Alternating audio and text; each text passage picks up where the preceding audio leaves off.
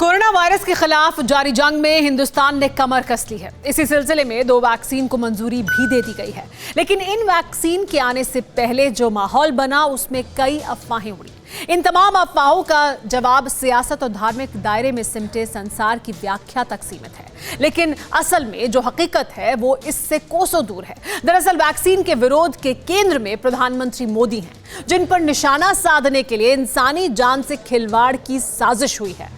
आज हर अफवाह का जवाब देखिए इस रिपोर्ट में।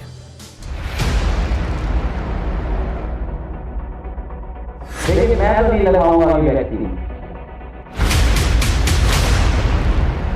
मुझे लगता है कि कहीं ना कहीं उस वैक्सीन में कुछ ऐसी चीजें हों कि नुकसान हो जाए। और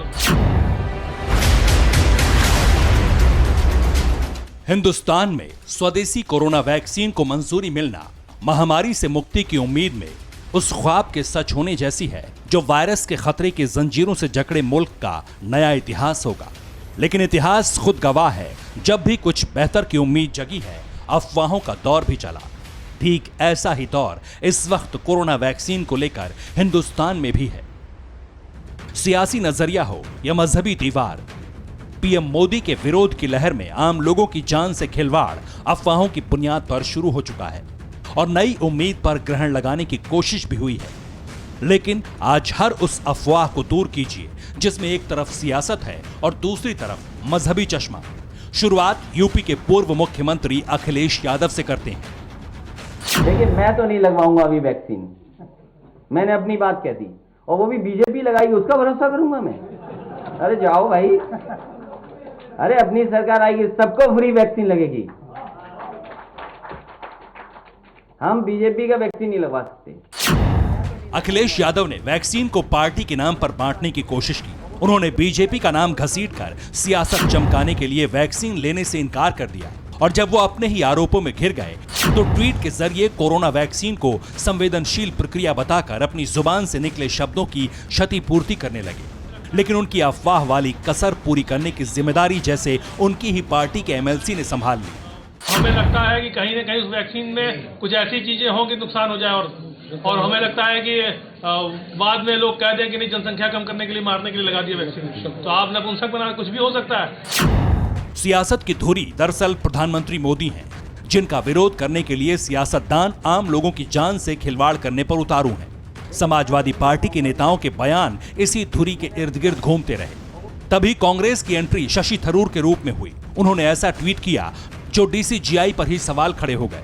थरूर के मुताबिक कोवैक्सीन का फेज 3 ट्रायल अभी पूरा नहीं हुआ, अप्रूवल जल्दबाजी में दिया गया, जो खतरनाक है। केंद्रीय स्वास्थ्य मंत्री डॉक्टर हर्षवर्धन स्थिति स्पष्ट करें। ट्रायल पूरा हुए बिना इस्तेमाल से बचना चाहिए। इस दौरान शुरुआत कोविशील्ड से करनी चाहिए। थरूर का बयान वैज्ञानिक नजरिए में लिपटा सियासी तीर है, जिसके निशाने पर प्रधानमंत्री मोदी हैं।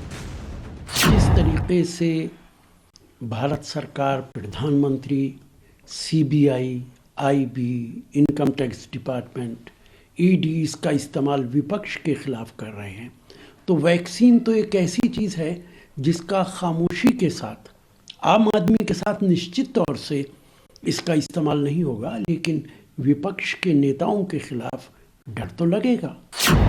लेकिन विपक्षी दलों की अफवाह से गठबंधन की तस्वीर डीसीजीआई ने साफ कर दी, वो भी हम आपको दिखाएंगे। लेकिन इसके पहले मजहबी चश्मा चढ़ाए लोगों का नजरिया देखिए। अफवाह वैक्सीन में पोर्क के इस्तेमाल से शुरू हुई और विरोध का मौका मिला। मुसलमानों को इसका कोई खौफ नहीं। हमें ऐसी दुआ मेरे पास मौजूद है कि इंशाअल्लाहुल अजीज उसकी जरूरत नहीं पड़ी कभी। आप वैक्सीन क्या बोलते हैं उसको लगाकर, इंजेक्शन लगाकर, टीका लगाकर बचा नहीं सकते। मरने वाला होगा तो मर जाएगा। मुफ्ती इमाम बरकती के मुताबिक उनकी कौम कोरोना वायरस से सुरक्षित है और वो ऐसी कोई वैक्सीन नहीं लगवाएंगे जिसमें पोर्क हो। विरोध का आलम यह है कि बरकती ने इसे यहूदियों की साजिश तक करार दे डाला, लेकिन अफवाह गैंग को करारा जवाब मिला। Drug controller general of India ने हर सवाल का जवाब देकर अफवाहों पर विराम लगा दिया। पहले थरूर का जवाब सुनिए।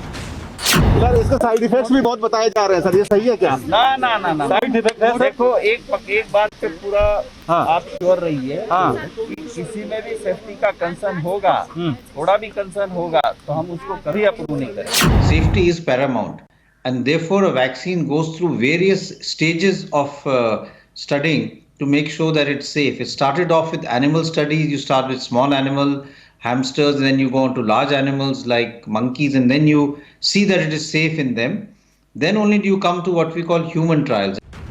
हालांकि साइड इफेक्ट में दर्द, बुखार, एलर्जी जैसे सिम्टम्स से इनकार नहीं किया गया है, लेकिन कोरोना किलर वैक्सीन पूरी तरह सेफ है। अब समाजवादी पार्टी के उठाए सवालों का जवाब देखिए। लेकिन सब लोग ये कह रहे हैं कि इम्पोर्टेंट हो जाएंगे, ये भी सही है क्या? ये तो बहुत ही बकवास। रही बात सियासी नजरिए से देखने की, तो हिंदुस्तान में बनी वैक्सीन पर पहले ही स्थिति स्पष्ट की जा चुकी है। ऐसे में किसी उत्पाद का इस्तेमाल नहीं हुआ जो मजहबी लिहाज से हराम हो।